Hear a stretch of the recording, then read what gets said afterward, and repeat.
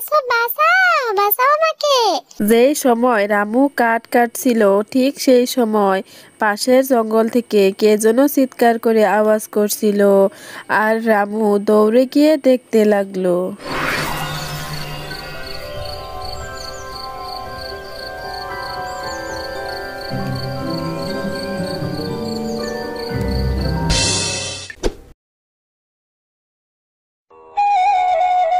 এক সময়ের কথা, এক ছোট্ট গ্রাম ছিল যেখানে এক কাটুরিয়া রামু তার বেমারি স্ত্রীকে নিয়ে বসবাস করত।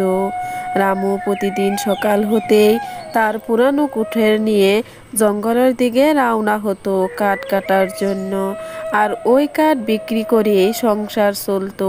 রামু অত্যন্ত গরিব ছিল, যদিও এক সহজ সরল মনের অধিকারী ছিল। আরে ঘরে তো দেখছি অল্প কিছু খাবার আছে, এখান থেকে অল্প নিয়ে যায় আর অল্প রেখে যাই।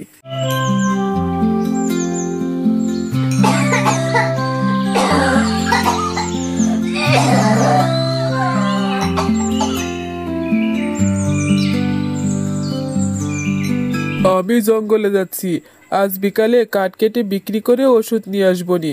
আচ্ছা ঠিক আছে, তুমি সাবধানে যেও। জঙ্গলে তো অনেক জীবজন্তু থাকে, আমার অনেক ভয় করে। আচ্ছা ঠিক আছে গিন্নি, আমি আবার আসি গো, এদিকে দেরি হয়ে যাচ্ছে।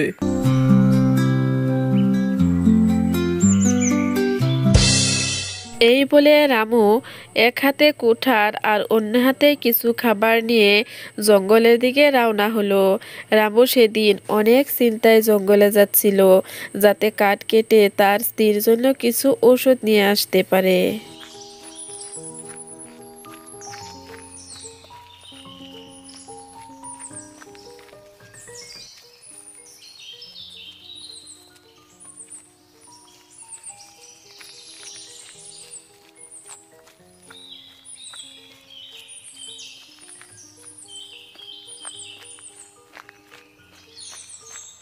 রামু কাঠ খুঁজতে খুঁজতে জঙ্গলের অনেক গভীরে পৌঁছে গেল, কিন্তু কোথাও শুকনো কাঠ খুঁজে পাচ্ছিল না।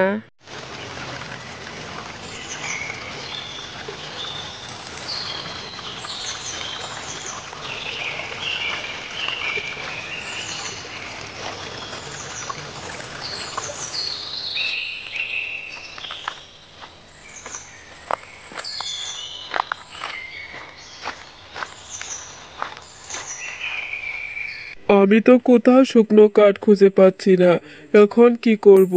যাই একটু এগিয়ে দেখি পাওয়া যায় কিনা।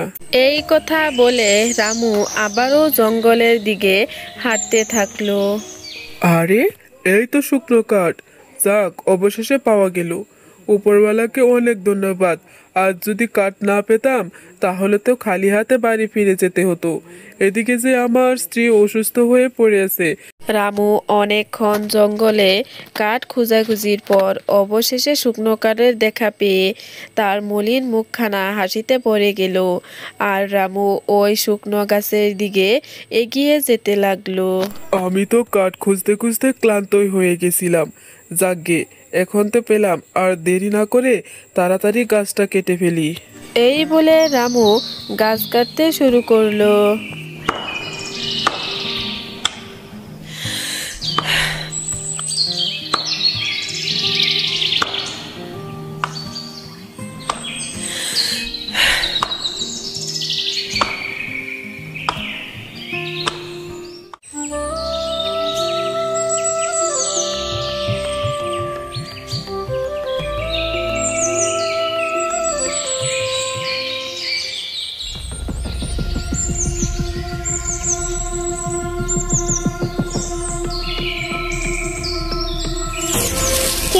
বাঁচাও বাঁচাও আমাকে, বাঁচাও।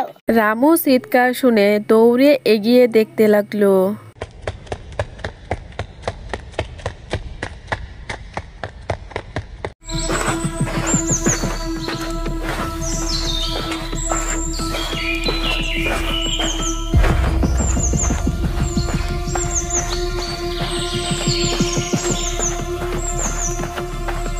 হ্যাঁ উপরওয়ালা, এই তো দেখি হরিণের বাচ্চা, এ তো ছোট বাচ্চা, আরে, এই এত রক্ত কে এমন করলো তোকে?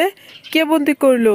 এই বলে রামু তাড়াতাড়ি এগিয়ে গিয়ে বাচ্চা হরিণকে পিঞ্জিরা থেকে মুক্ত করে দিল। তুই ভয় পাস না, আমি আছি তো, তোর কিচ্ছু হবে না। আমি ব্যান্ডেজ করে দিয়েছি, তুই এখন আরাম কর, কোনো চিন্তা করিস না। তুমি অনেক ভালো বন্ধু, তুমি আমার জীবন বাঁচিয়েছো, আমাকে মায়ের মতো আদর করে ব্যান্ডেজ করে দিয়েছো। আরে, তুই কথাও বলতে পারিস? হ্যাঁ, আমি কথা বলতে পারি। তারপর রামু কাট কাটতে না গিয়ে সারাদিন ওই ছোট্ট হরিণটাকে সেবা যত্ন করলো। দেখ ছোট, আমার কাছে অল্প কিছু খাবার রয়েছে, অর্ধেক আমি খাই আর অর্ধেক তুই খেয়ে নে। হ্যাঁ বন্ধু, তুমি অনেক ভালো, তুমি অনেক বোকাতুর হয়েও তুমি সব খাবার নিজে না খেয়ে আমাকে দিয়েছো, তোমার কোনো তুলনা হয় না। সত্যি তুমি অনেক ভালো বন্ধু। সব লোকের মাঝেই দয়া লুকানো থাকে, কিন্তু এই দয়াকে ভিতর থেকে জাগাতে হয়। আর তুই তো উপরওয়ালার এক পরীক্ষা মাত্র। রামু খাবারগুলো দুভাগ করে অল্প নিজে খেলো আর অল্প ছোট্ট হরিণটাকে খাওয়ালো। এইভাবে 2 দিন পার হয়ে গেল। রামু বাড়ি না গিয়ে এখানে ছোট্ট হরিণটাকে দেখাশোনা করতে থাকলো। এদিকে রামুর কোনো খবর না পেয়ে তার আত্মীয় স্বজনরাই চিন্তায় পড়ে গেল আর গ্রামের লোকজনরা রামুর খবর নিতে লাগলো। কিন্তু এদিকে রামু বাড়ি না গিয়ে ছোট্ট হরিণের যত্ন নিতে ব্যস্ত হতে থাকলো।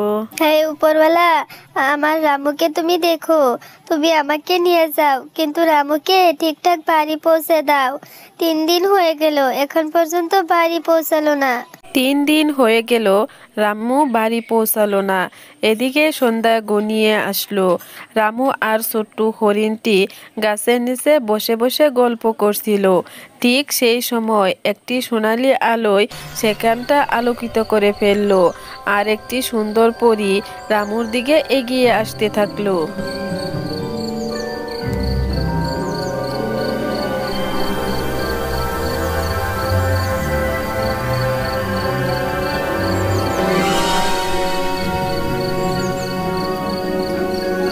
তুমি ভয় পেও না রামু, আমি হলাম পরী। তুমি যে কোনো স্বার্থ ছাড়া এই পশুটাকে যত্ন করলে তা দেখে আমি মুগ্ধ হয়েছি। আমি তোমাকে একটি উপহার দিতে চাই। এই নাও, এটা হলো জাদুর কুঠার। এই কুঠারের কাছে তুমি যা চাইবে তাই পাবে। আর হ্যাঁ, এটা কিন্তু সঠিক কাজেই ব্যবহার করবে।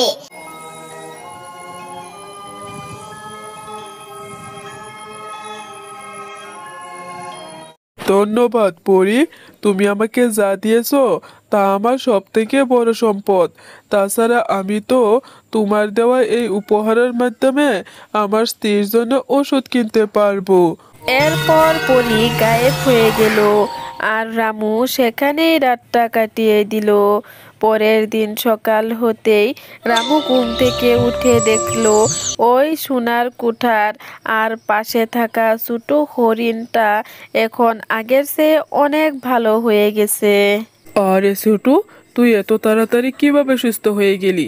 ঠিক আছে, এখন তাহলে বাড়ি ফিরে যেতে পারবি, ভালোই হয়েছে। কিন্তু বন্ধু, তুমি তো আমার জীবন বাঁচিয়েছো। 3 দিন আমার পাশে থেকে আমাকে সুস্থ করে তুলেছো, ঠিক মায়ের মতো। বন্ধু, আমার কিন্তু তোমাকে ছেড়ে একদম যেতে মন চাচ্ছে না। না ছোটু, তা বললে কি আর হয়? তাছাড়া তোর মা মনে হয় তোকে অনেক খোঁজাখুঁজি করেছে। তাছাড়া এই জঙ্গল তোর জন্য নিরাপদ নয়। যা ছোট, তোর মার কাছে চলে যা। কয়দিন পর পর আমাকে দেখতে আসবি, যখন তোর মনে পড়বে তখনই চলে আসবি। এরপর ছোট্ট হরিণটা চলে গেল আর রামু ওই সোনার কুঠার নিয়ে খুশি মনে বাড়ির দিকে রওনা হলো।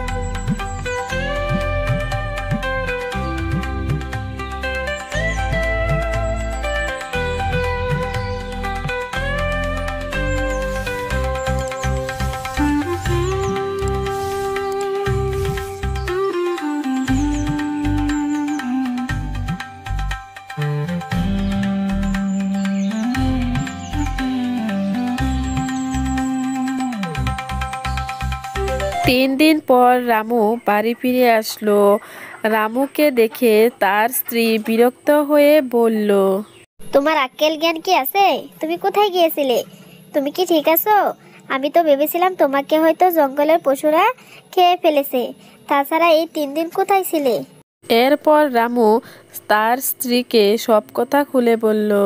দেখছো, এই কুঠার দিয়ে এখন তোমার জন্য ওষুধ আনবো।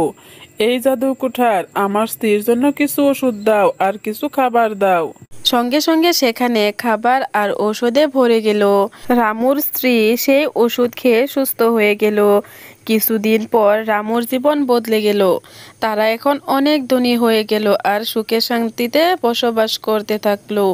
কিন্তু রামু কখনো ওই সোনার কুঠারের ওষুধ ব্যবহার করেনি।